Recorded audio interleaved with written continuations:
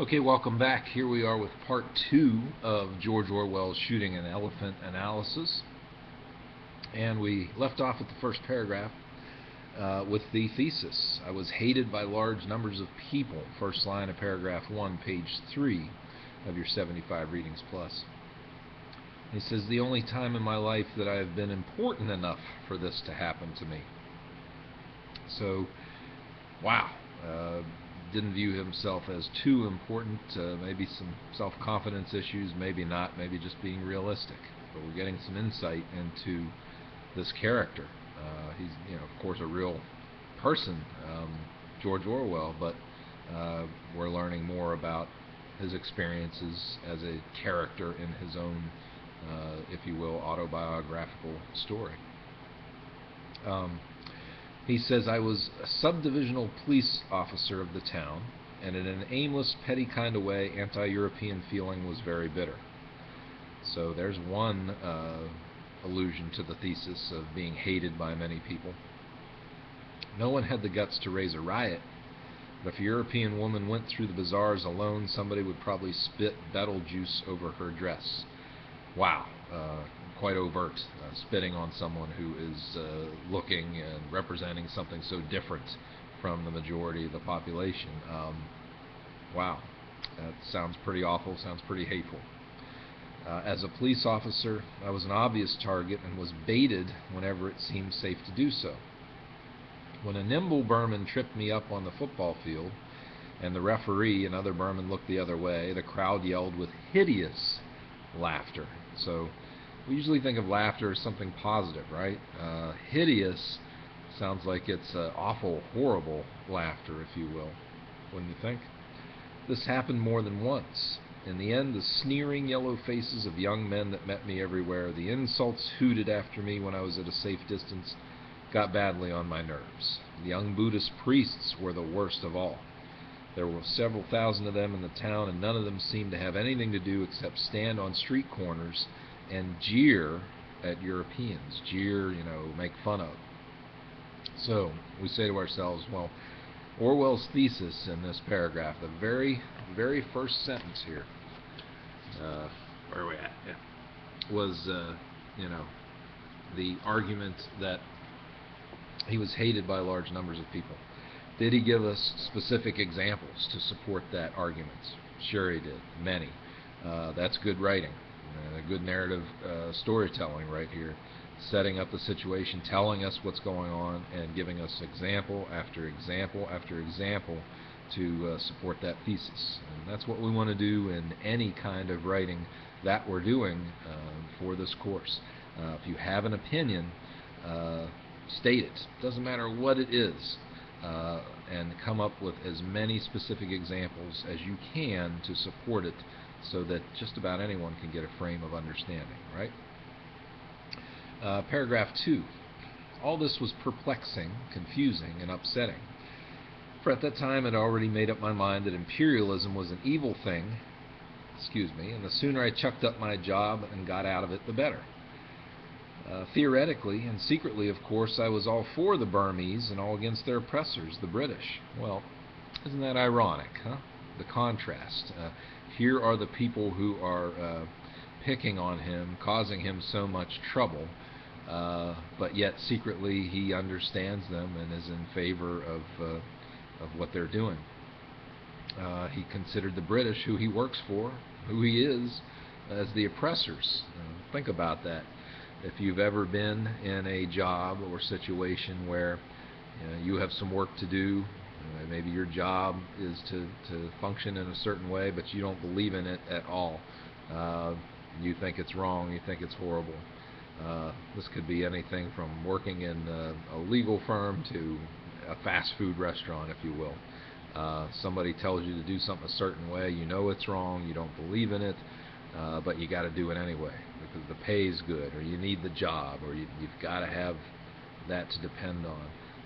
You can definitely relate to Orwell then. He says, in a job like that, you see the dirty work of empire at close quarters. So, another thesis, right? Another opinion, another argument, that empires have dirty work. The British Empire did dirty work. Let's see if he supports that specifically. He says, yeah, the wretched prisoners huddling in the stinking cages of the lockups, the gray, cowed faces of the long-term convicts, the scarred buttocks of the men who had been bogged with bamboos, all these oppressed me with an intolerable sense of guilt. So lots of specific examples of what the empire did that was oppressing, supporting that thesis. But I could get nothing into perspective. I was young and ill-educated, and I had to think out my problems in the utter silence that is imposed on every Englishman in the East. I want to point out something. He says, I was young and ill-educated, and I had. You see the word had twice in a row. That is not a typing error. That's what we call past perfect tense. He says, I was young and ill-educated. That's past tense.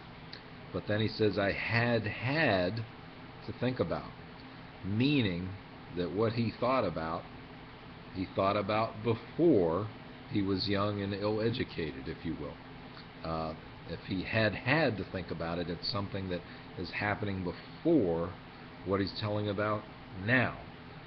So the story he's telling is in the past tense, and he's telling us about some things that happened before the story. Hence the past perfect tense, had. Anytime you see the had as a helping verb, had bitten, had eaten, had traveled, you have past perfect tense. All right. Let's see. I did not even know that the British Empire is dying. Still less did I know that it is a great deal better than the younger empires that are going to supplant it. So, the British Empire, we can assume, died. In fact, we know that it did. He didn't realize that at the time that he was experiencing this narrative, that it was actually dying right now. And this is actually an answer to one of the comprehension questions that you'll have to tackle. So, were there any clues to the, what was the precursor, if you will, for the British Empire? How did Orwell feel about it, or what did he see happening to it? He tells us right there. All I knew was that I was stuck between my hatred of the empire I served and my rage against the evil-spirited little beasts who tried to make my job impossible. So beasts, he calls them. Go figure. With one part of my mind, I thought of the British Raj, the regime, as an unbreakable tyranny, as something clamped down, in secula seculorum, meaning forever, never going to change, upon the will of prostrate peoples, people spread out that you can, on their backs, immobile, if you will, for the image here, that we can do to them whatever we want. Kind of like professors with their students, right? Ha, you got to do this. Nah. Hopefully we're not that oppressive. With another part, I thought that the greatest joy in the world would be to drive a bayonet into a Buddhist priest's guts. Well, we say in our society, man, I'm going to kill you for that. We don't really mean that we're going to kill someone, but sometimes we might feel angry enough that, oh boy, we wish we could do something to someone else. He admits here he felt like killing people at certain times, just wishes that he could. It's one thing to think it, it's another thing to act on it, as we know. Feelings like these are the normal byproducts of imperialism. Ask any Anglo-Indian official if you can catch him off duty. So, did he describe the dirty work that the empire does thoroughly? Very much so. Let's move on to paragraph 3. One day something happened which in a roundabout way was enlightening. It was a tiny incident in itself, but it gave me a better glimpse than I had had before of the real nature of imperialism. There's that past perfect again. Had. The real motives for which despotic governments act. If we don't know what despotic means, we can understand from him saying oppressive and dirty work and all the awful things that he's talking about, that this despotic government has something to do with a government that is not very favorable. If we take the word despotic apart, DE means down. IC means nature of, so it has something to do with putting something down, if you will. So a government that oppresses, that puts people down. Early one morning, the sub-inspector at a police station at the other end of the town rang me up on the phone and said that an elephant was ravaging the bazaar. Would I please come and do something about it? I didn't know what I could do. I did not know what I could do, but I wanted to see what was happening and got onto a pony and started out. I took my rifle, an old .44 Winchester, and much too small to kill an elephant, but I thought the noise might be useful in terror, so I thought maybe he's going to scare this elephant. Various Burmans stopped me on the way and told me about the elephant's doings. It was not, of course, a wild elephant, but a tame one which had gone muss. There's that word again in quotes, muss. It had been chained up, as tame elephants always are when their attack of must is due, but on the previous night it had broken its chain and escaped. So whatever this must means, we know that if elephants need to be chained up, maybe it's like the Wolverine from X-Men, a berserker rage of some kind, and if they're not restrained during their must period, they're going to cause all kinds of problems. It's mahout, the person, as we saw in the vocabulary, the person who basically is in charge of handling the elephant. The only person who could manage it when it was in that state had set out in pursuit but had taken the wrong direction and was now 12 hours journey away. And in the morning the elephant had suddenly reappeared in the town. The Burmese population had no weapons and were quite helpless against it. It had already destroyed somebody's bamboo hut, killed a cow, and raided some fruit stalls and devoured the stock. Also had met the municipal rubbish van, and when the driver jumped out and took to his heels, had turned the van over and inflicted violences upon it. So is this elephant going nuts? It sure is. That's the end of paragraph 3. We'll pick up in the next segment, part 3 of our analysis. We'll start with paragraph 4. See you then.